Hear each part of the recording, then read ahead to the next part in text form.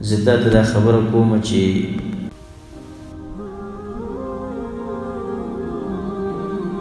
ډېر کله ته چې انسان په مصیبت کې او په تکلیفونو کې نو دا سوچ کوي چې یاره زما زندګي سخته شو، زه به څه کوم، زما ژوند سخت شو، دا شو هغه شو.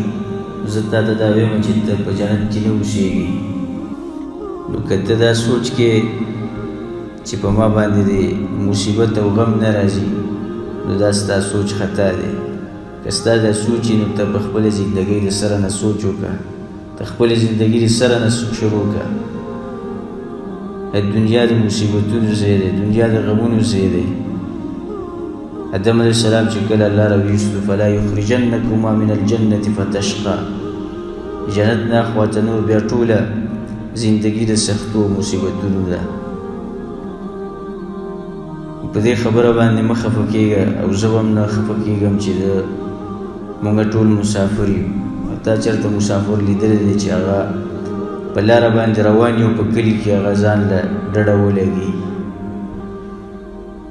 په دې خبره باندې زړه مه خفه کوه. که یو سړی تا سره دشمني کوي او ته چې زه مخلص انسان یم او زه د خلکو خیرخوا یم، په دې خبره باندې سوچ مه کوه.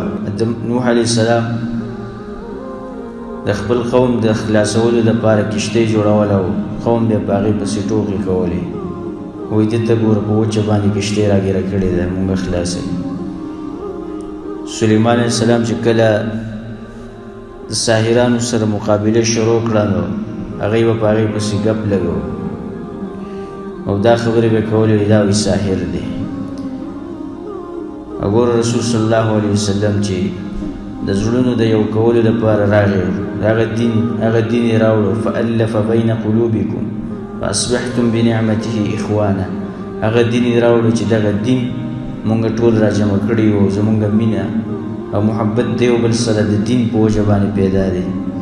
نو کله چې دغه دین راوړل قوم او دا خلکو مشرکانو دا تهمتونه لګول چې دا زمونږ رشتې جدا کوي او دا زمونږ زړونه جدا کوي او دا کوي هغه کوي، نو ډېر کرت به په هغه شي باندې به خلک تا پسې تهمت لګوي چې ته د هغې سره مقابله کوي.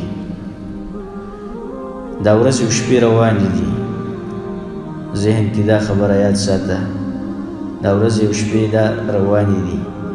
نو که څوک زما سره مینه کوي او تا سره مینه کوي نو دا ورځې او شپې تېرېږي بغیر د دې نه.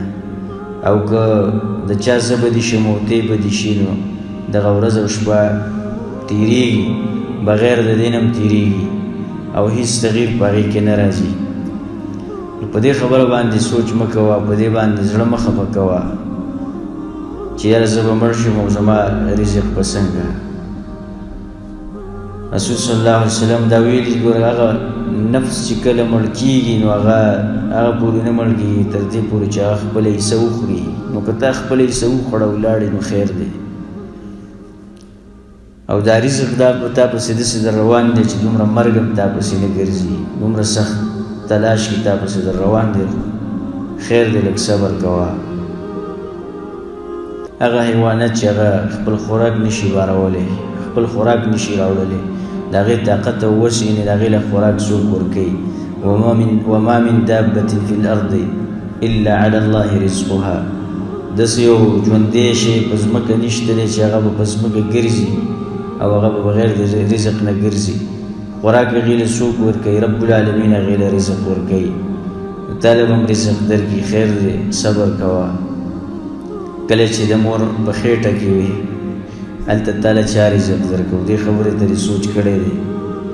تر دې پورې چې دغه مور چې د کومې مور په خېټه کې پروت دی دغه مور تا د رزق نشو درکولی، د هغې دا وس او طاقت نه و چې تا له رزق درکړي. دلته تا له چا رزق درکړو؟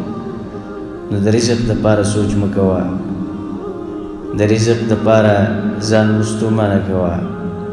او خیر دی که تکلیف وي نو رسول صلی الله علیه وسلم هغه بهترین انسان، هغه هم د کور نه وږی وتی و، هغه په دې دنیا کې مزې نه دی کړی، په دې دنیا کې خوندونه نه دی اخیستي د دې دنیا نه.